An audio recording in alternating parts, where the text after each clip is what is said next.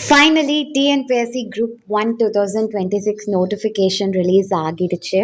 ஆனால் நோட்டிஃபிகேஷன் பார்த்த உடனே நிறைய பேர் சொன்ன ஃபஸ்ட்டு விஷயம் என்ன தெரியுமா?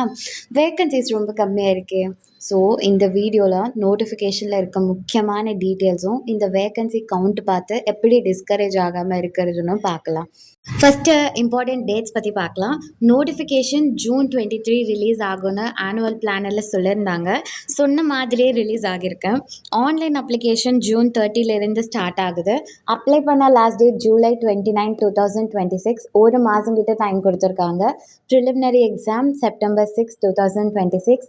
அப்ளிகேஷன் கரெக்ஷன் வந்து 2ஆம் தேதியிலேருந்து 4ஆம் தேதி 11:59 PM கரெக்ஷன்ஸ் இருந்தால் பண்ணிக்கலாம். இந்த நோட்டிஃபிகேஷனில் டோட்டலாக 26 வேகன்சிஸ் அனௌன்ஸ் பண்ணியிருக்காங்க. போஸ்ட் வைஸ் பார்த்தா deputy collector 12 vacancies, assistant commissioner commercial டாக்ஸஸில் 2 vacancy, deputy register of cooperative சொசைட்டிஸில் 3 வேகன்சி, அசிஸ்டன்ட் கமிஷனர் ஆஃப் லேபரில் 1 வேகன்சி. இப்போ நிறைய ஆஸ்பிரன்ஸ் கேட்குற ஒரு கொஷின், டிஎஸ்பி இல்லை, அடிஷ்னல் போஸ்ட் இல்லை. இந்த நோட்டிஃபிகேஷனில் ட்ரெடிஷ்னலாக நம்ம எக்ஸ்பெக்ட் பண்ணுற சில போஸ்ட் இந்த டைம் இன்க்ளூட் பண்ணலை. அதனால வேகன்சி கவுண்ட் கம்மியாக தெரியுது. ஆனால் நோட்டிஃபிகேஷனில் டிஎன்பிஎஸ்சி ஒரு முக்கியமான பாயிண்ட்டை மென்ஷன் பண்ணியிருக்காங்க. அது என்னென்னா, இப்போ அனௌன்ஸ் பண்ண வேகன்சி கவுண்ட் டென்டேட்டிவ்னு சொல்லியிருக்காங்க. ரிசல்ட்ஸ் வர்றதுக்கு முன்னாடி கூட வேகன்சி கவுண்ட் மாடிஃபை பண்ண கமிஷனுக்கு ரைட்ஸ் இருக்குன்னு கிளியராக மென்ஷன் பண்ணியிருக்காங்க. அதை விட முக்கியமாக additional post with different nomenclature but similar eligibility conditions லேட்டராக இன்க்ளூட் பண்ண கமிஷனுக்கு ரைட்ஸ் இருக்குன்னு கூட நோட்டிஃபிகேஷனில் இருக்குது. அதனால 26 வேகன்சிஸ் பார்த்து இப்போவே நெகட்டிவாக முடிவு பண்ணிடாதுங்க. குரூப் 1 ஹிஸ்ட்ரி பார்த்தா வேகன்சி நம்பர்ஸ் ரிவைஸ் ஆன எக்ஸாம்பிள்ஸும் இருக்குது. இன்னும் ரெக்ரூட்மெண்ட் ப்ராசஸ் ஸ்டார்ட் கூட ஆகலை. அதனால காமாக ப்ரிப்பேர் பண்ணுங்கள். இந்த நோட்டிஃபிகேஷனில் டெபுட்டி கலெக்டர் வேகன்சிஸில் பேக்லாக் வேகன்சிஸ் இன்க்ளூட் பண்ணியிருக்காங்க. டெபுட்டி ரெஜிஸ்டர் போஸ்ட்டில் ஷார்ட் ஃபால் வேகன்சிஸும் இன்க்ளூட் பண்ணியிருக்காங்க. அதனால actual recruitment structure normal vacancy count மாதிரி ஸ்ட்ரெயிட்டாக கம்பேர் பண்ண முடியாது. அடுத்தது ஏஜ் லிமிட். டிஎன்பிஎஸ்சிக்கு மினிமம் ஏஜ் 21 இயர்ஸ் இருக்கணும்.